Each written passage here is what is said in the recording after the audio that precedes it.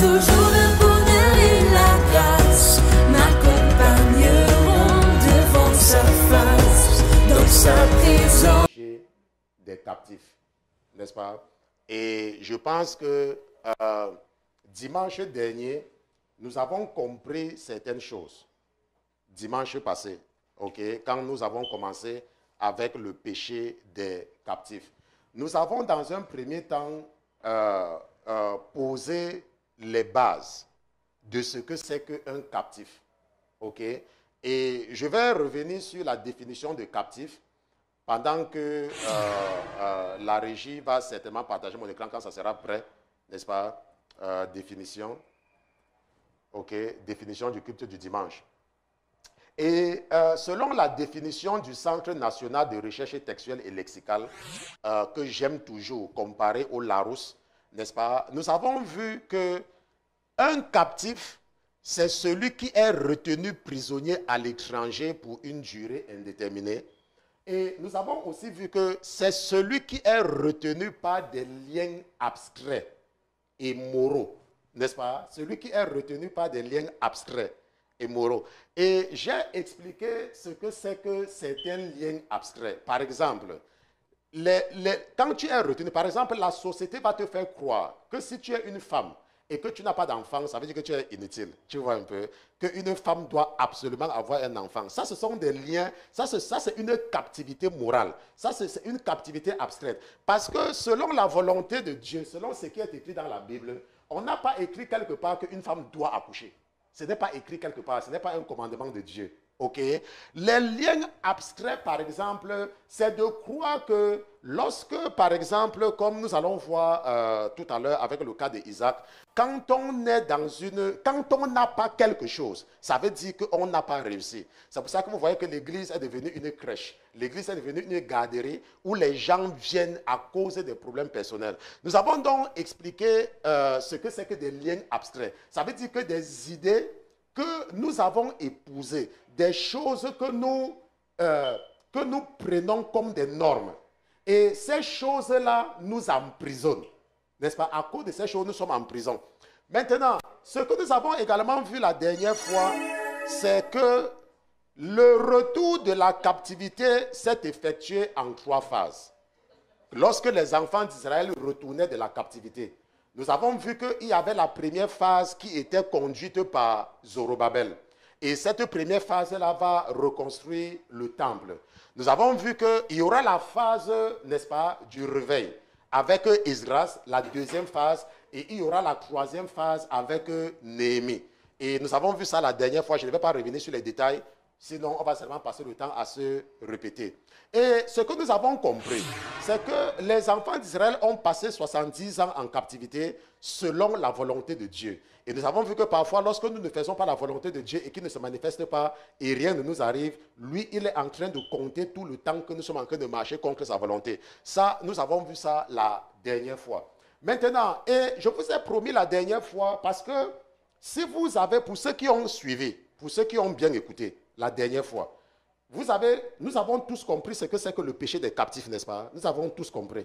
Nous avons compris que les captifs, c'était ceux qui étaient prisonniers à Babylone pendant 70 ans et qui étaient rentrés, donc qui avaient été libérés.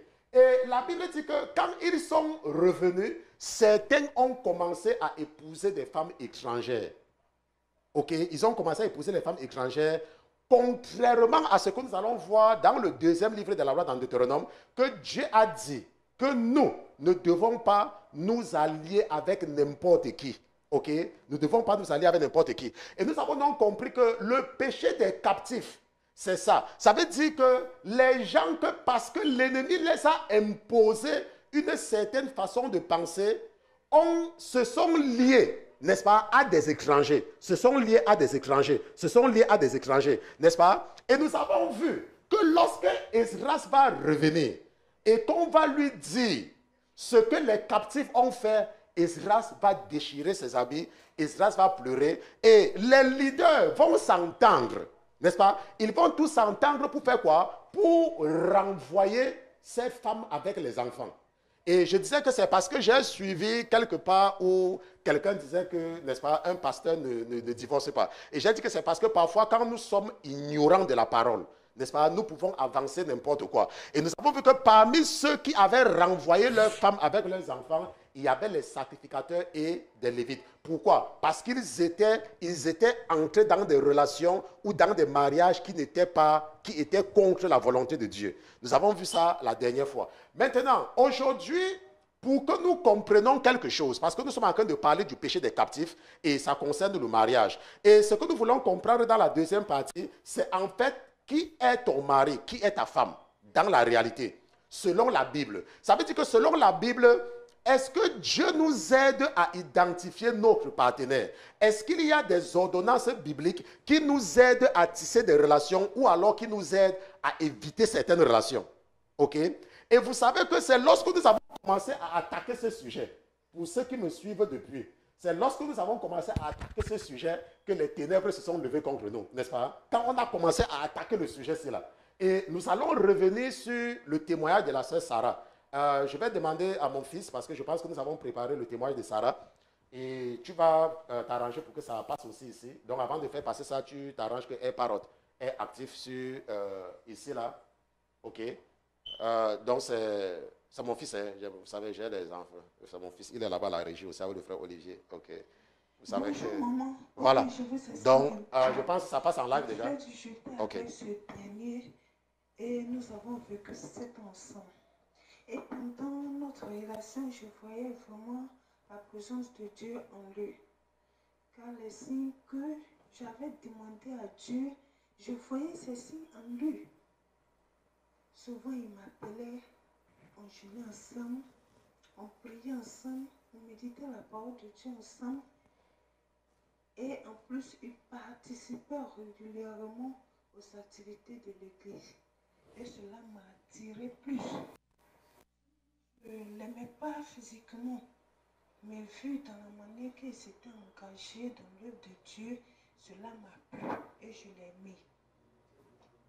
Pendant notre relation, déjà, il était avec une autre fille, mais je ne savais pas.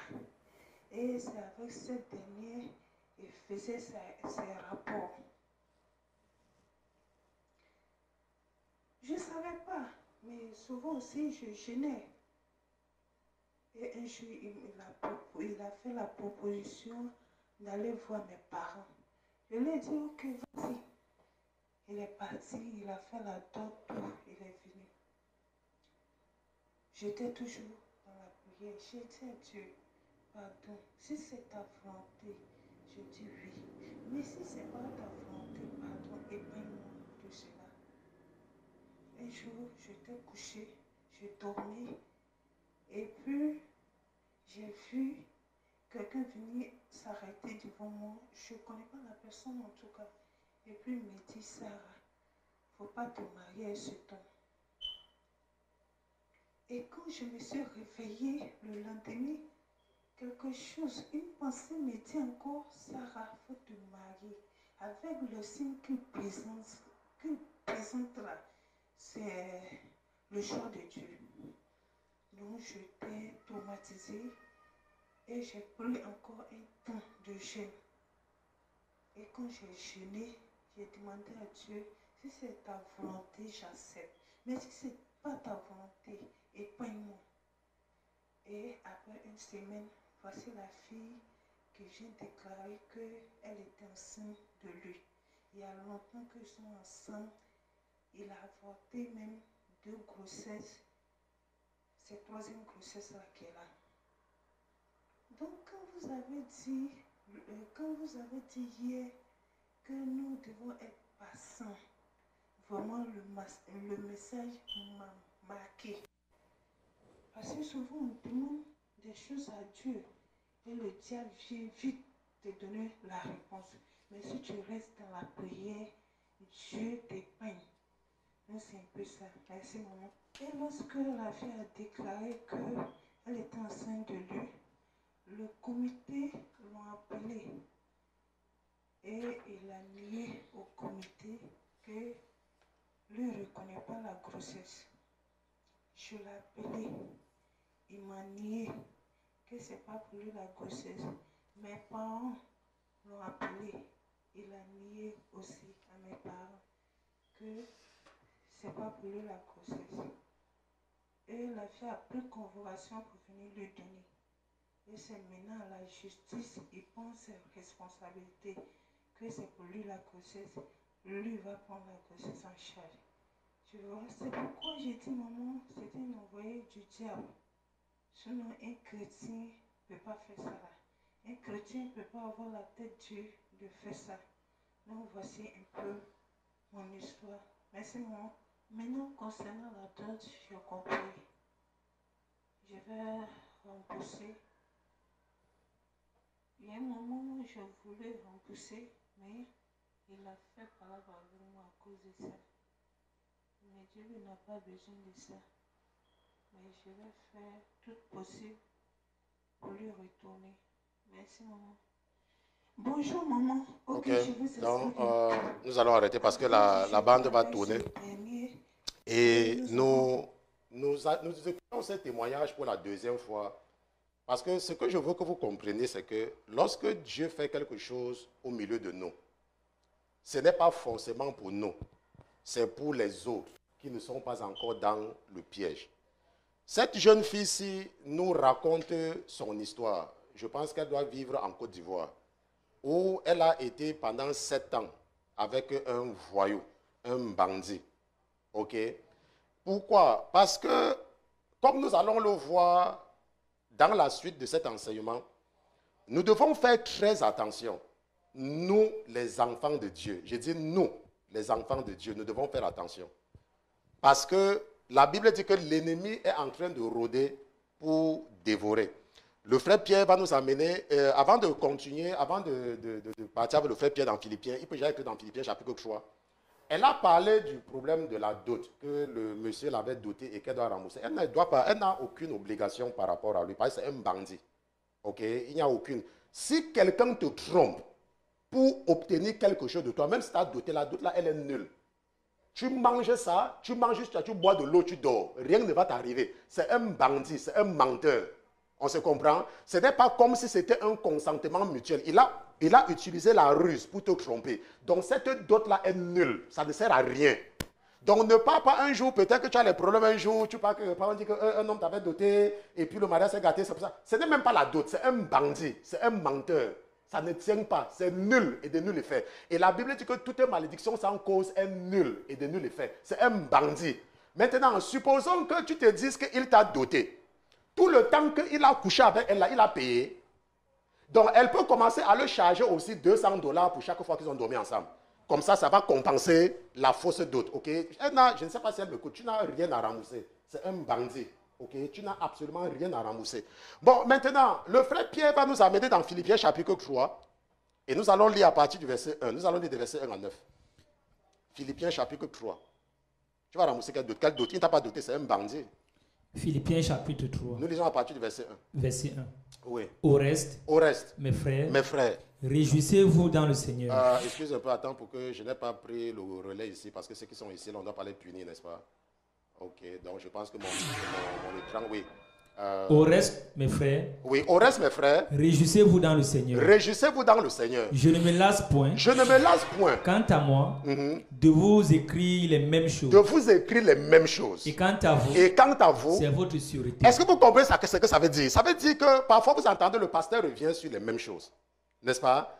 Le pasteur dit que laissez, moi je ne peux pas me fatiguer de revenir sur certaines choses. Parce que quoi? Parce que c'est votre sécurité. Parce que c'est comme ça que vous allez comprendre. C'est parce qu'en revenant sur certaines choses, ça va entrer en vous. Et ça va vous aider à retenir. On se comprend. Parce qu'il y a beaucoup qui avaient déjà oublié le témoignage de Sarah. Mais parce que nous sommes revenus sur le témoignage de Sarah, c'est entré dans certaines personnes. Qu'est-ce que le verset 2 dit? Prenez garde aux chiens. Maintenant, la Bible nous dit que prenez garde aux chiens. Excusez-moi, c'est la Bible. C'est la Bible. Maman, c'est la Bible. Ce n'est pas le livre du pasteur Christian. La Bible dit que quoi? Prenez garde aux chiens. La Bible dit que prenez garde aux chiens. Il y a des gens dans l'église que la Bible, c'est la Bible, ce ne sont pas mes paroles. La Bible les qualifie de chiens. Ça veut dire qu'ils sont tellement misérables et déplorables. Rappelez-vous, c'est le Saint-Esprit qui est en train d'appeler certains hommes. Hein. Regardez, le Saint-Esprit, la Bible, la parole de Dieu, qualifie certaines personnes de chiens. La Bible dit que prenez garde aux chiens. Prenez garde aussi à quoi? Aux mauvais ouvriers. Aux mauvais ouvriers. Prenez garde à la fausse circoncision. Prenez garde à la fausse circoncision. La Bible dit qu'il y a des faux convertis dans l'église. Et nous devons prendre garde à eux. Ce sont en fait des chiens. La Bible dit que ce sont des chiens. Lorsque vous regardez leur comportement, ils se comportent comme des animaux. Mais ils sont dans l'église. Quelle est leur mission? Leur mission, c'est de venir tromper les enfants de Dieu. C'est de venir tromper Emmanuel. C'est de venir tromper Christelle. Ça veut dire qu'il y a des femmes qui peuvent venir à l'église avec la seule intention de trouver un mari. Elle ne vient pas à l'église parce qu'elle aime Jésus. C'est parce qu'on lui a dit que pas dans l'église là, il y a les jeunes garçons là-bas. Parce qu'on lui a dit que pas dans l'église là, il y a les jeunes filles là-bas. Et vous allez comprendre tout à l'heure avec le cas d'Isaac, comment une jeune fille ou comment un jeune garçon doit se comporter. Parce que ce que vous devez comprendre, c'est que lorsque le bandit vient, il va te flatter. Il va te flatter, il va te raconter des choses. Mais si tu tombes dans son piège, pour ressortir, tu vas faire comme ça. Jusqu'à ce que... tu vas faire comme ça. Moi, parfois, vous savez comment ils font comme ça. Vous savez qu'il y a les gens, quand ils font comme ça, ils ramassent la sueur sur leur front, non? Il y a les gens, oui, il y a les gens qui font comme ça. Je ne sais pas, il y a les gens qui font comme ça, la sueur. Oui. Maintenant, la Bible dit que prenez garde à la fausse circoncision. Pourquoi? Qu'est-ce que ça dit par la suite, verset 3? Car c'est nous qui sommes la vraie circoncision. C'est nous qui sommes la vraie circoncision. Nous qui servons Dieu en esprit. Nous qui servons Dieu en esprit. Qui nous glorifions en Jésus-Christ. En Jésus-Christ. Et qui ne mettons point de notre confiance en la chair. Je ne sais pas si quelqu'un a compris. Je vous dis que c'est ce qui s'est passé. Lorsque vous mettez votre confiance en la chair, quand vous mettez votre confiance en la chair, vous vous glorifiez dans la chair. Vous voyez, il y avait un temps où je me sentais parfois obligé de décrocher le téléphone quand quelqu'un m'appelait. Je me sentais obligé. Pourquoi? Parce que je m'appuyais sur la chair. Vous voyez, quand tu t'appuies sur la chair, mais il y a un temps où le moment est venu où l'Esprit dit que non. Toi, tu veux t'appuyer sur qui? Tu dois t'appuyer sur Jésus. Tu ne dois pas faire quelque chose par contrainte. Tu ne dois pas faire quelque chose par contrainte. Tu dois être libre. Et tu dois dépendre de moi. C'est moi. Parce que c'est moi. Tu ne dois pas avoir peur de quelqu'un. Parce que c'est moi. Vous voyez, dans cette histoire, j'ai reçu 4 coups de fil. J'ai décroché 4 coups de fil parce qu'il ne décroche pas le téléphone. La raison, c'est que les coups de fil me font mal à la tête. Vous voyez, quand quelqu'un m'appelle, je ne sais pas ce qu'il y a dans ma voix, mais quand quelqu'un m'appelle, la personne ne peut pas raccrocher le téléphone. C'est pour ça que moi, je n'aime pas parler avec les gens au téléphone. OK? Et il y a 4 personnes qui m'ont appelé. 2 personnes du monde et 2 personnes de l'église. Les 4 coups de fil que j'ai décrochés. Les 2 personnes du monde qui m'ont appelé m'ont dit, oh, Pasteur Christian, nous, on te connaît. Pasteur, tu as prêché quelque part et j'ai aimé ta prédication. Et je sais que tu es quelqu'un de bien. Mais j'entends certaines choses. Pasteur, je veux que tu me parles. C'est qu'un du monde, hein? C'est qu'un du monde. Deuxième coup de fil du monde, il m'appelle. Mais, Pasteur Chris, vraiment, écoute ce que j'ai écouté là. C'est comment, Pasteur Chris? Vraiment, il ne faut pas te déranger avec les gens comme ça. Quelqu'un du monde. Parce que moi, je dis quelqu'un du monde. Maintenant, 2 personnes de l'église m'ont appelé. 2 personnes de l'église sont entrées en contact avec moi. Le premier, un pasteur. Le deuxième, un pasteur. Le premier pasteur, la première chose qu'il a commencé à faire, c'est mal parler de moi. Automatiquement. Oh, il est comme ça. Il a fait comme... Je dis, un pasteur, il ne m'a pas appelé. Il a seulement commencé à mal parler. Le deuxième, j'ai commencé à lui parler. Il a ramassé tout ce que je lui ai dit pour aller dire à quelqu'un. Je veux seulement que vous compreniez l'attitude. Je ne sais pas si vous voyez. Je veux seulement que vous compreniez l'attitude. C'est pour ça que la Bible dit que gardez-vous des chiens, parce qu'ils sont nombreux. Dans le corps de Christ, ils sont là. L'église où on est supposé recevoir le confort, c'est dans l'église que la plupart du temps, nous sommes toujours prêts à juger les autres sans chercher à comprendre leur motivation dans l'église. Les gens du monde, ils comprennent au moins ce principe-là. Parce que la Bible dit que quoi? Que tu ne pourras pas condamner quelqu'un sur la déclaration d'un seul témoin. Mais ce n'est pas ce qui se passe. La Bible dit que quoi? Que nous devons mettre notre confiance en Jésus, pas dans la chair. Le frère Pierre lit la suite, le verset 4 dit quoi? Quoi que je puisse moi aussi. C'est Paul qui parle. Hein? Verset 4, Philippiens 3, 4. Verset 4. Oui. Quoi que je puisse, oui. Moi aussi, me confier en la chair. Me confier en la chair. Si quelqu'un croit pouvoir se confier en la chair. Si quelqu'un croit pouvoir se confier en la chair. Je le puis encore davantage. Je le puis encore davantage. Pourquoi est-ce que Paul dit ça? Continue. Il dit ça. Moi. Circoncis. Circoncis le 8e jour. Le 8e jour. De la race d'Israël. De la race d'Israël. De la tribu de Benjamin. De la tribu de Benjamin. Hébreu. Né hébreu. Né d'hébreu. Oui. Quant à la loi. Pharisien. Attendez, est-ce que vous comprenez ce que Paul est en train de vouloir expliquer ici? Et c'est ce que vous ne comprenez pas. Ce que Paul est en train de dire, c'est que si il faut le juger selon la loi, personne ne l'atteint. Pourquoi? Parce qu'il a été circoncis selon ce que Dieu lui-même a demandé à Abraham. Il a été circoncis le 8e jour. Il dit qu'il est de la race d'Israël. Et nous allons revenir sur la race. Parce que pour la suite, je suis venu sur ça parce que je veux que vous compreniez qu'il y a ce qu'on appelle la race. Ok? Il y a ce qu'on appelle la race. Il dit qu'il est de la race. Il dit que quoi? Qu'il est de la tribu de Benjamin. La tribu, la dernière, le dernier enfant de Rachel, Benjamin. Il dit qu'il est hébreu. Et je vous ai expliqué la différence entre un hébreu et un juif. Hébreu, ça veut dire que tu es quoi? Un descendant d'Abraham. Tu n'es pas forcément obligé d'observer le judaïsme.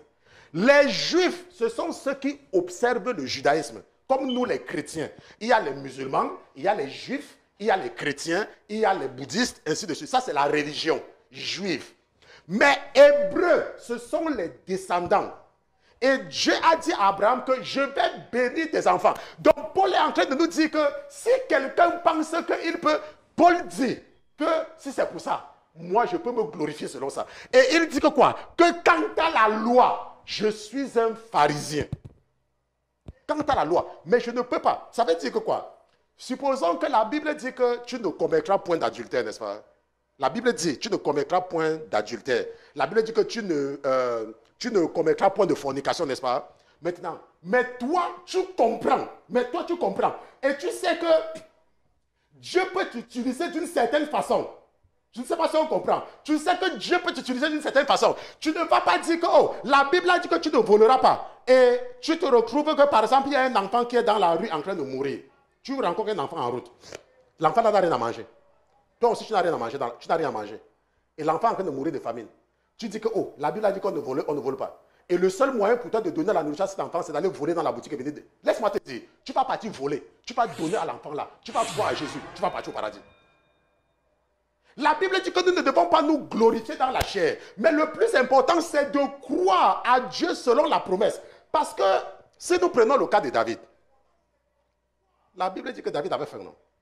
Qu'est-ce que David a fait? Il est parti. Il a pris le pain qui est consacré. Il a mangé, non? Qu'est-ce qui lui est arrivé? Rien. Ce que la Bible veut nous faire comprendre, c'est que quand nous sommes des chrétiens, nous devons chercher à comprendre la mentalité de Dieu. Nous ne devons pas être des chrétiens comme quoi on m'avait dit, oh, je suis parti en enfer. J'ai vu les femmes qui ont porté les collants. Et que si tu portes les collants, tu vas te retrouver en enfer. Et tu refuses de porter les collants parce que tu as peur d'aller en enfer. Laisse-moi te dire, ça c'est marcher selon la chair. Ça c'est marcher selon la chair.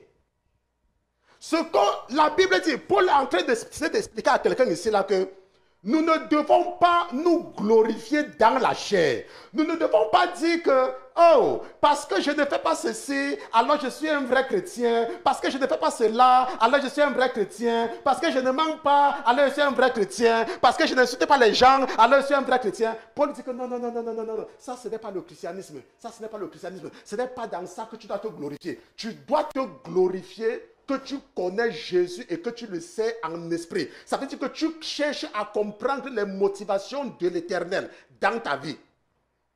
C'est ça qui est important. Il dit, quant au zèle, il dit quoi? Quant au zèle. Quant au zèle. Oui. Persécuteur de l'Église. Persécuteur de l'Église. Quant à la justice selon la loi. Quant à la justice selon la loi. Irréprochable. Irréprochable. Quant à la justice selon la loi, Paul dit irréprochable. Mais regardons ce que Paul dit. Continuons.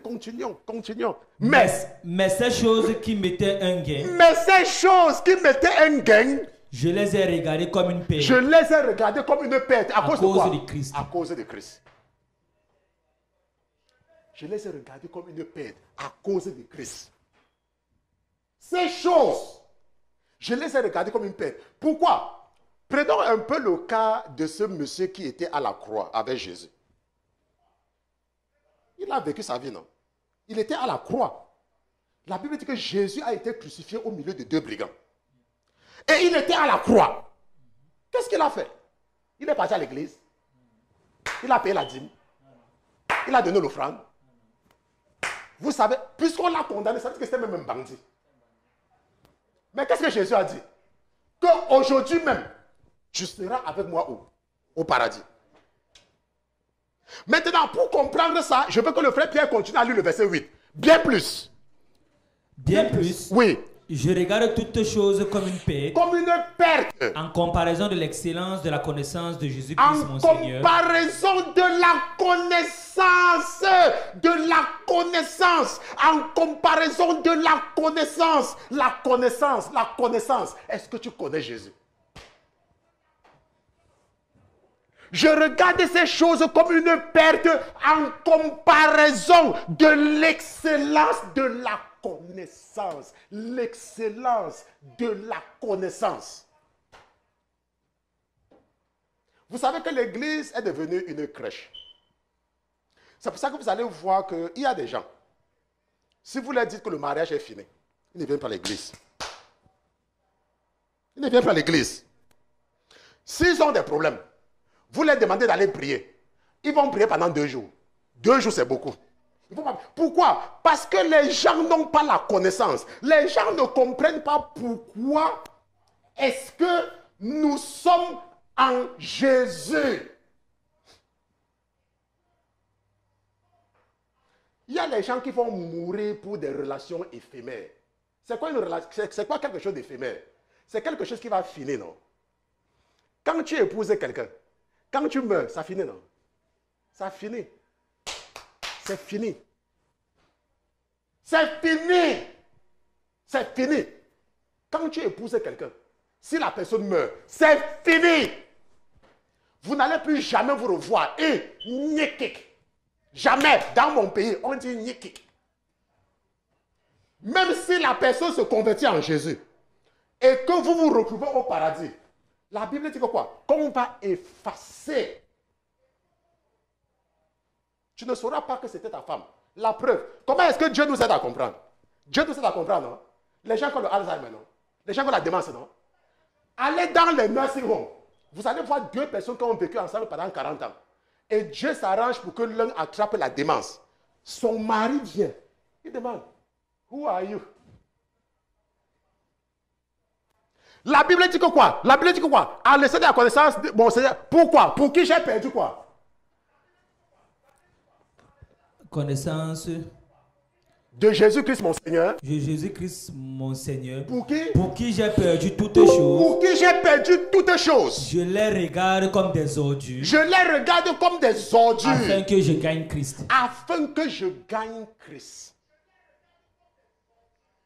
Il dit que j'ai perdu tout. Je regarde tout comme les ordures. Pour pouvoir gagner Jésus. Il dit qu'il regarde tout comme des ordures. Et qu'est-ce que le dernier verset dit? Le verset 9 dit quoi? Parce qu'on parle jusqu'au verset 9. Ça dit quoi? Et que je sois trouvé en lui. Et que je sois trouvé en lui. Ayant non point ma justice. Ayant non point ma justice. Celle qui vient de la loi. Celle qui vient de la loi. Mais celle qui s'obtient par foi en Christ. Mais celle qui s'obtient par la foi en Christ. La justice de Dieu par la foi. La justice de Dieu par la foi. La justice de Dieu par la foi.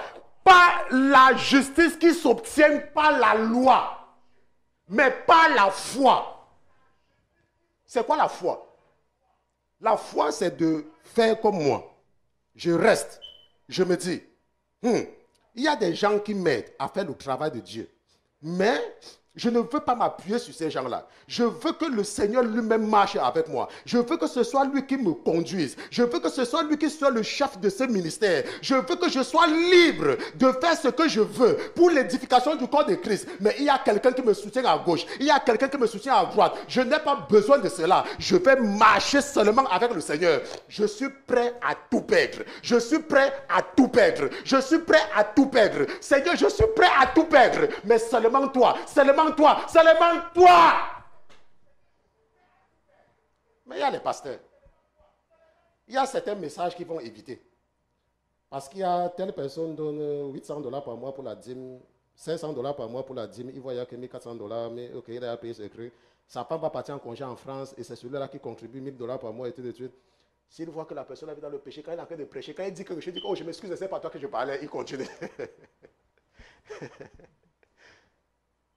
Il dit que oh, si j'ai offensé quelqu'un, la personne m'excuse. C'est comme ça que ça se passe. Maintenant, il faut laisser. Là, quand le Saint-Esprit, il faut même que ça sorte. Ok. Maintenant, ce que nous voulons voir maintenant, c'est ce que la Bible dit concernant la loi, le mariage. Ok. Deutéronome chapitre 7, verset 1 à 4. Deutéronome chapitre 7. Le frère Pierre va lire pour nous. Deutéronome chapitre 7. Qu'est-ce que la Bible dit? Deutéronome chapitre 7. Deutéronome chapitre 7, verset 1. Maintenant, pour vous qui ne comprenez pas là, bon, on me dit que c'est pour ça que tu es un pasteur. Je vais vous expliquer. Quand l'Éternel, ton Dieu, t'aura fait entrer dans le pays dont tu vas prendre possession. N'est-ce pas? Dans le pays dont tu vas prendre possession. Oui. Qu'il aura ôté de devant toi beaucoup de nations. Oui. Les Hittiens, les Héthiens, les Girgasiens, les Amoréens, les Cananéens, les Phérésiens, oui, les Éviens et les Jébusiens. Cette nation plus grande et plus puissante que toi. Bon, maintenant, nous avons expliqué ceci, non? J'ai enseigné sur les 7 ennemis de la chair. Et je vous ai expliqué ce que c'est que les Jébusiens. Je vous ai expliqué que ces nations-ci-là ne sont pas extérieures à nous. C'est en nous. J'ai expliqué, j'ai fait les enseignements là-dessus pendant longtemps. Quand vous entendez parler des Héthiens, les Girgasiens, les Amoréens, les Cananéens, les Phérésiens, les Éviens, les Jébusiens, c'est en nous. C'est en nous. L'esprit des Jébusiens, par exemple, c'est quoi? C'est l'esprit du mépris. Vous savez qu'il y a les gens, quand nous venons en Jésus, nous avons souvent tendance à mépriser les autres.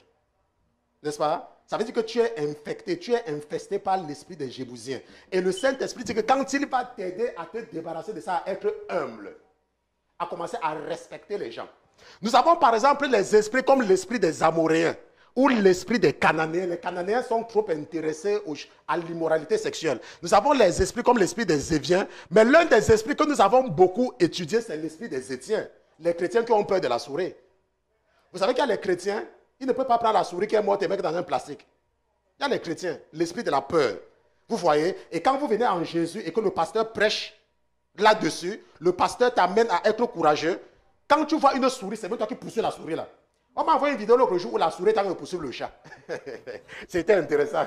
La souris poursuivait le chat. C'était vraiment intéressant. Maintenant, qu'est-ce que le verset 2 dit?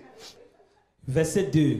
Et que l'Éternel ton Dieu te les aura livrés. Oui, et que l'Éternel ton Dieu te les aura livrés. Et que tu les auras battus. Et que tu les auras battus. Tu les voueras à l'interdit. Tu les voueras à l'interdit. Tu ne traiteras point alliance avec elle. Tu ne traiteras point d'alliance avec elle. Et tu ne leur feras point grâce. Et tu ne leur feras point grâce. Tu ne t'allieras point par mariage avec elle. Tu ne t'allieras point par mariage avec elle. Tu ne donneras point tes filles à leurs fils. Tu ne donneras point tes fils à leurs filles. Et tu ne prendras point leurs filles pour tes fils. Et tu ne prendras point leurs filles pour tes fils. Ça, c'est ce que la loi dit. Car elles détourneraient tes enfants de mon obéissance. Continue.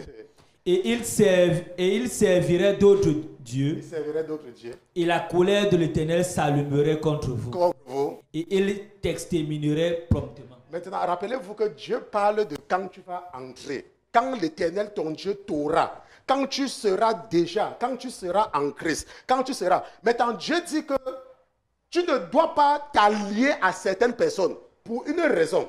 C'est qu'ils vont te détourner.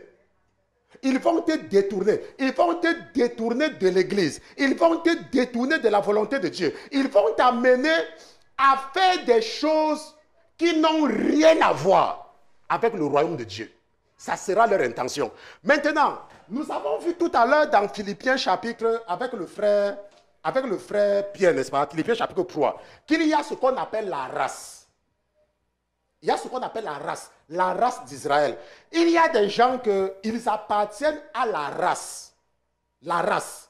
Maintenant, si tu comprends le principe de la race, la Bible nous dit que nous ne devons pas nous allier à n'importe qui. Pourquoi? Parce que ce que la personne va venir faire, c'est de nous encourager à aller servir d'autres dieux. Par exemple, c'est quoi d'autres dieux, par exemple? Quand tu es un enfant de Dieu, tu peux faire le travail de Dieu. Tu peux venir à l'église pour jouer aux instruments. Tu peux venir aider le pasteur à faire quelque chose. Tu veux contribuer dans l'œuvre de Dieu. Tu t'intéresses aux choses de Dieu. Maintenant, lorsque tu te maries ou quand tu t'allies à quelqu'un que Dieu n'a pas envoyé dans ta vie, qu'est-ce qui se passe?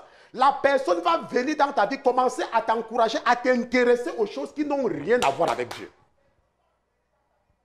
Les choses qui n'ont rien à voir avec Dieu. Maintenant, parce que l'ennemi est au courant de ceci. L'ennemi, il est au courant de ceci. Nous avons écouté le témoin de Sarah, n'est-ce pas? Ce que l'ennemi fait donc maintenant, c'est que quoi? C'est que l'ennemi maintenant utilise ses agents et les met sous le placebo, et les amène dans l'église. Avec maintenant pour mission de quoi? De séduire. De te forcer à te lier avec son agent. De te forcer. Maintenant, rappelez-vous le péché des captifs. Nous avons défini les captifs, non? On a vu que c'est quelqu'un qui est attaché, qui est lié par des liens abstraits. Ça veut dire que des conceptions abstraites. Comme quoi, oh, j'ai déjà 25 ans, je n'ai pas d'enfant. Oh, j'ai déjà 26 ans, je ne suis pas marié. Oh, je travaille, je n'ai pas ceci. Ou machin truc. Des trucs abstraits, des choses qui n'ont aucun fondement biblique. Et à cause de cela, nous nous pressons dans des relations qui vont devenir des poisons pour nous. Nous nous pressons. Parce que nous nous disons. Maintenant, Sarah, Dieu l'a utilisée pour réveiller une jeune fille qui m'écoute maintenant. Dieu a utilisé Sarah pour réveiller un jeune garçon qui m'écoute maintenant. Maintenant, quelle est l'importance du témoignage de Sarah? Ça veut dire qu'avec le cas de Sarah, toi en tant que chrétien, quand tu vas voir une jeune fille, tu vas d'abord bien la regarder. Toi la jeune fille, quand un garçon va venir vers toi, tu vas bien le regarder. Maintenant, est-ce que Dieu nous donne des conseils concernant le choix de notre partenaire? Est-ce qu'il y a un moyen que Dieu nous aide? Nous allons étudier le cas d'Isaac pour comprendre quelque chose d'important. Le mariage d'Isaac. N'est-ce pas? Le mariage d'Isaac va nous permettre... On ne pourra pas terminer aujourd'hui parce que Dieu nous raconte le mariage d'Isaac dans le livre de la Genèse. Si je ne me trompe pas, c'est dans Genèse chapitre 24. Et c'est un chapitre qui est long. Je pense à 67 versets. Parce que Dieu est en train de nous raconter, comme nous allons voir, peut-être nous allons faire peut-être 2 dimanches, dans le chapitre-ci, comment est-ce que Dieu nous aide à trouver notre partenaire. Nous allons lire avec le frère. Allons d'abord dans Genèse chapitre 25. Genèse chapitre 25, verset 19 à 20. Parce qu'il faut d'abord qu'on mette les bases. C'est vrai qu'on va retourner dans 24, mais lisons un peu ce que le chapitre 25 dit. Genèse 25. 25, oui, versets 19 et 20. Okay. Voici les descendants d'Isaac. Genèse 25. Oui, Genèse chapitre 25. Genèse 25. Verset 19. Verset 19. Genèse 25, verset 19. Oui. Et voici les descendants d'Isaac. Et voici les descendants d'Isaac. Fils d'Abraham. Le fils d'Abraham. Abraham engendra Isaac. La Bible dit que Abraham engendra Isaac. Oui. Et Isaac était âgé de 40 ans. La Bible dit que Isaac était âgé de quel âge? 40 ans. Isaac était âgé de quel âge? 40 ans. Quand il fait quoi? Quand il épousa Rebecca. Quand il épousa Rebecca, fille de Bethuel, l'araméen, de Padam Aram, sœur de Laban, l'araméen. Maintenant, vous allez comprendre pourquoi est-ce que Dieu précise, le frère de Rebecca, Laban. Nous allons revenir sur Laban. Et nous savons même très bien. Mais nous allons même voir Laban au moment même de la dot. Au moment de la dot. Ce qui va attirer Laban sur le serviteur d'Abraham. Nous allons voir ça. Ok. Bon, maintenant, la Bible nous dit que Isaac était âgé de 40 ans. Quand il s'est marié, Isaac. Il y a les gens qui vont me dire que, pasteur Christian, c'est Dieu qui m'a donné ma femme. C'est Dieu qui m'a donné ma femme. Et que Dieu ne pas se concrétiser. Tu avais 40 ans quand tu t'es marié. Tu avais 40 ans quand tu t'es marié. Il ne faut pas évoluer. Parce que parfois, quand j'entends les gens raconter des histoires, n'est-ce pas, moi, je ris seulement quand j'écoute ça. Parce que là, on m'a dit que, c'est Dieu qui m'a donné ceci, c'est Dieu qui m'a donné ceci. Dieu ne pas se concrétiser, machin. Tu avais 40 ans quand tu t'es marié. Mon frère Levier, tu avais 40 ans quand tu t'es marié. Ça veut dire que si nous regardons même le cas de Jacob, la Bible dit que Jacob a attendu 14 ans pour avoir la femme qu'il aimait. Pourquoi? Parce qu'on l'a trompé et on l'a donné d'abord une sœur. Si nous ajoutons l'âge que Jacob avait quand il a hérité de son père, au moment où il mourait, parce que Isaac était sur le point de mourir, nous pouvons faire les calculs. Je peux vous amener là-bas. Ok, je peux vous amener là-bas. Nous allons voir que ce n'était pas un gamin. Nous allons voir que ce n'était pas un gamin. C'était quelqu'un qui était mature. Parce qu'il y a des bandits et des voyous spirituels qui vont aller tromper les gens et leur dire que Dieu m'avait dit que c'était la femme. Tu avais quel âge quand je te mariais? Tu avais quel âge? Ça veut dire qu'il y a parfois des choses que nous ne comprenons pas et que nous utilisons parfois et nous attirons. Bon, on ne part pas là-bas, ne partons pas là-bas. Bon, maintenant, ce que nous voyons donc, c'est que la Bible nous dit que Isaac avait 40 ans. Maintenant, pourquoi est-ce que la Bible prend la peine de préciser l'âge? Il faut comprendre que 40, c'est un chiffre important. Les enfants diront passer 40 ans dans le désert, n'est-ce pas? Et nous savons que 40, c'est 1 plus un multiple de 7. Si tu fais 7 fois 7, ça fait 49. Ça veut dire que c'est juste après. 7 fois 7, ça fait 49, n'est-ce pas? Si tu fais 7 fois 5, ça fait 35. Donc nous voyons que 40, c'est un chiffre qui a de l'importance pour Dieu. N'est-ce pas? C'est un chiffre. Bon, maintenant, ce que nous allons voir maintenant, c'est que lorsque Isaac doit se marier, lorsque Isaac veut se marier, nous pouvons affirmer, n'est-ce pas? Et je pense que le Saint-Esprit sera d'accord avec cela, que Isaac va certainement parler à son père. Ou alors son père Abraham va estimer que il est temps pour son fils Isaac de prendre une femme. Et qu'est-ce que la Bible va nous dire? Genèse chapitre 24. Regardons la Genèse chapitre 24. Ce qui va se passer lorsque Abraham, qui est notre père à tous, rappelez-vous que quand tu dis que tu es un chrétien, tu ne peux pas mettre Abraham de côté. Parce que Abraham, c'est le père de la foi. Et Abraham doit être un modèle pour le chrétien. C'est vrai que notre modèle, c'est Jésus-Christ. Mais Abraham doit être notre modèle dans tout ce que nous faisons. Maintenant, mon frère, lis un peu. Genèse chapitre 24, lisez un peu à partir du verset 1. Du verset 1? Oui, on commence par le verset 1. On va durer dans ça. Je ne sais pas combien de temps on va même quitter là-dessus. Même dimanche. Or, Abraham était vieux. Oui, la Bible dit que Abraham était vieux. Avancé en âge. Avancé en âge. Et l'Éternel avait béni Abraham en toutes choses. L'Éternel avait béni Abraham en toutes choses. Et Abraham dit à son serviteur, le plus ancien de sa maison, oui, qui avait le gouvernement de tout ce qui lui appartenait. Mais je te prie. Mais je te prie. Ta main sous ma cuisse. Ta main sous ma cuisse. Et je te ferai jurer par l'Éternel, le Dieu des cieux et le Dieu de la terre, que tu ne prendras point de femme pour mon fils. D'entre les filles des Cananéens. D'entre les filles des Cananéens. Parmi lesquelles j'habite. Bon, maintenant, vous voyez, Abraham est quelque part, n'est-ce pas? Et il a sa famille quelque part. Et il est en train de dire à quelqu'un de jurer qu'il ne va pas prendre une femme pour son fils là-bas. De jurer.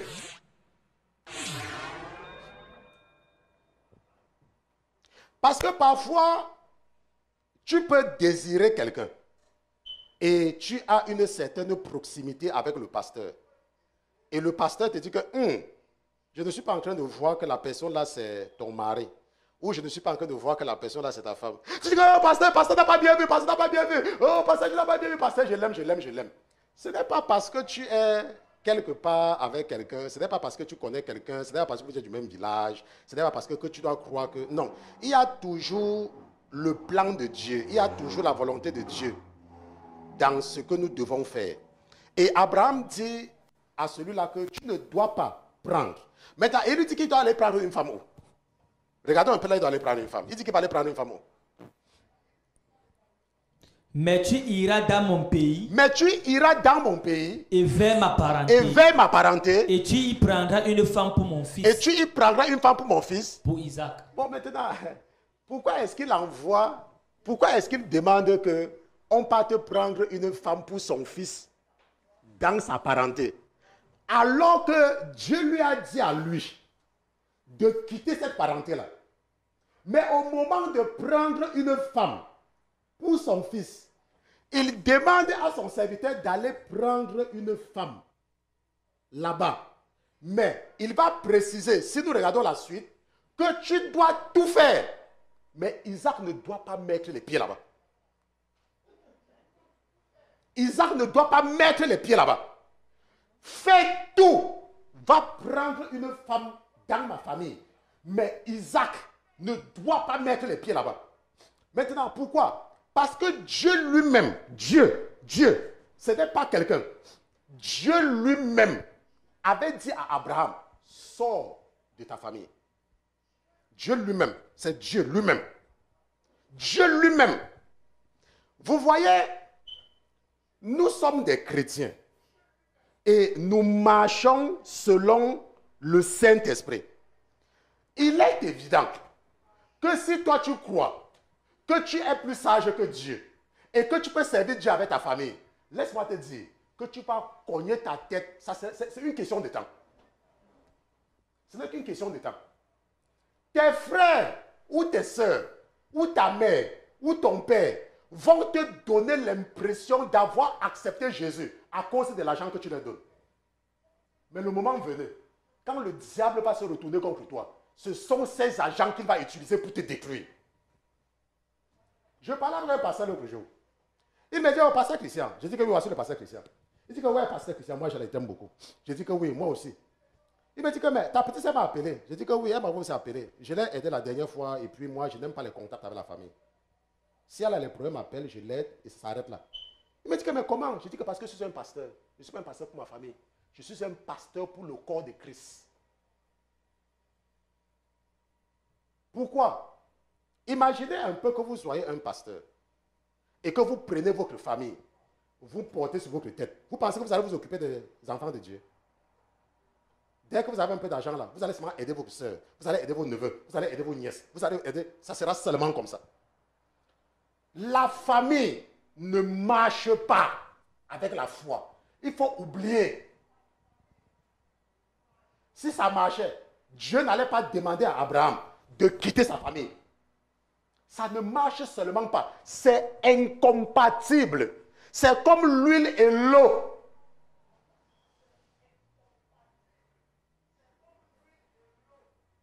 Nous sortons des familles païennes. Moi, je suis un pasteur. Mes enfants me suivent.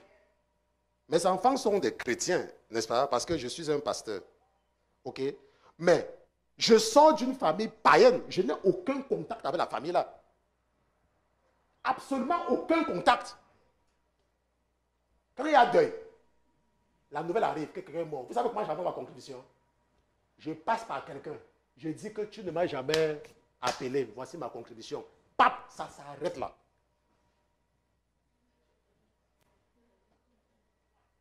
La Bible nous dit que Isaac, Abraham a dit au serviteur, va prendre ma femme, mais ne tente même pas. Pourquoi est-ce qu'il demande d'aller prendre une femme dans sa famille et de ne pas permettre? C'est parce que les femmes par nature, on peut les changer. Par nature. Mais pour changer un homme, c'est autre chose là-bas. Les hommes ont la tête dure comme la noix de coco. C'est pour ça que pendant la guerre, parfois, quand les enfants d'Israël allaient en guerre, Dieu parfois leur demandait de tuer tous les hommes et de garder les femmes. Pourquoi? Parce qu'une femme, tu peux la transformer. C'est pour cela que vous allez voir que quand tu es une femme, que Dieu a un plan pour toi, le diable peut t'amener à t'allier. Rappelez-vous le témoignage de Sarah. Hein? Je veux que vous n'oubliez pas le témoignage de Sarah. Vous avez entendu que Sarah a dit, et il y a quelque chose qui m'a vraiment attiré quand j'ai écouté le témoignage de Sarah pour la première fois, c'est que Sarah dit que je ne le trouvais pas attrayant. Mais ce qui me plaisait en lui, c'est qu'il le servait. C'était le fait qu'il aimait les choses de Dieu. Sarah dit, je ne le trouvais même pas attrayant. Mais parce qu'il me montrait, parce que je voyais en lui. Maintenant, vous savez qu'il y a des gens qui aiment Dieu. Et je dis ça à certaines femmes. Ok, j'ai parlé à plusieurs femmes qui font cette même erreur. Il y a des femmes qui aiment Dieu. Et leur désir, le désir profond de leur cœur, c'est d'épouser quelqu'un qui a la crainte de Dieu. Ça, c'est leur désir profond, comme Sarah. Maintenant, ce qui se passe, c'est que quoi? C'est que lorsqu'elles se retrouvent parfois dans certaines relations, elles veulent forcer cet homme-là, c'est-à-dire que cet homme, ce faux converti, elles veulent forcer cette personne à faire le travail de Dieu. Ça ne marche pas. C'est une question d'onction. La Bible dit que c'est l'onction qui brise le joug. Ce n'est pas une question de forcer quelqu'un à faire quelque chose. J'ai parlé avec une femme un jour qui me disait que, oh, je sais qu'il y a un appel dans la vie de mon mari. Je lui ai dit que quand moi je parle avec ton mari, je ne vois aucun appel. Moi, je lui ai dit ça clairement. Elle habite quelque part dans un état ici aux États-Unis, quelque chose. Je lui ai dit que quand moi je parle avec ton mari, je ne vois aucun appel. Tu vas peut-être vous dire que, oh, il y a un appel. Moi, je ne vois aucun appel. Pourquoi? Parce que c'est une personne qui aime. Et comme elle aime, et elle aime quand elle voit un pasteur prêcher, elle veut forcément que son mari aussi soit un pasteur. Ça ne marche pas comme ça. Nous avons vu tout à l'heure qu'il y a ce qu'on appelle la race. C'est une question d'onction. C'est une question d'appel. C'est Dieu qui appelle. Maintenant, quand Dieu a parlé à Moïse dans le désert, Dieu a demandé à Moïse d'aller voir un autre pasteur pour venir le mettre la main sur sa tête. Dieu n'a pas demandé à Moïse. Quand Dieu a parlé à Jérémie, qui a consacré Jérémie pour devenir prophète? Quand Dieu a parlé à certains de nos pères, qui les a consacrés? Parce qu'il y a certaines personnes qui pensent que pour devenir un pasteur, il faut forcément que notre pasteur doit te consacrer. Qui vous a dit ça? Ce n'est pas forcément vrai. Ce n'est pas vrai. Qui a consacré Moïse? Qui a consacré Élie? C'est vrai, Dieu a dit à Élie d'aller consacrer Élisée. Dieu a dit à Moïse de consacrer Josué. Mais qui a consacré Élie? Qui a consacré Jésus? Donc quand Jésus devait commencer son ministère, il est parti et pourquoi le consacre? C'est une question d'appel et une question d'onction. Nous allons nous arrêter ici là à cause du temps. Je ne sais pas si j'ai fait 1 heure, mais nous allons nous arrêter ici à cause du temps. Et nous allons continuer dans la 3e partie, n'est-ce pas? Nous serons tués dans le chapitre 24, n'est-ce pas, du livre de la Genèse, dans le cas du péché des captifs. Je pense que ce que nous sommes en train de voir maintenant, c'est les directives. Une des choses où je vais attirer votre attention, c'est la prière du serviteur d'Abraham. Le serviteur d'Abraham va faire une prière. Quand il va arriver à Charan, quand il va arriver là où il partait. Il va faire une prière. Et nous allons regarder l'attitude du serviteur de Abraham par rapport à cette prière-là. Okay? La raison pour laquelle je dis ça, c'est parce qu'il y a beaucoup de personnes qui prient, comme nous avons vu avec le cas de Sarah, n'est-ce pas? Qui prient que, oh bon Dieu, donne-moi un mari et je veux que mon mari soit ceci, je veux que mon mari soit cela, et qui se précipitent sur la base d'un seul signe et n'attendent pas eux-mêmes de recevoir le signe. Parce qu'il y a parfois des gens qui vont dire que, oh, il est venu, je priais pour que Dieu me donne un mari, et un jour il est venu me dire qu'il a rêvé que je suis son... Attends, ça ce sont des conneries. Toi tu as prié, non? Que Dieu te donne un mari, non? Et quelqu'un vient te dire que lui il a rêvé que tu seras sa femme. Est-ce que toi tu as eu le même rêve? Toi tu as eu quelle confirmation? Toi qui as prié là. Nous allons nous lever, nous allons prier. Nous allons nous lever, nous allons remercier le Seigneur. Allez!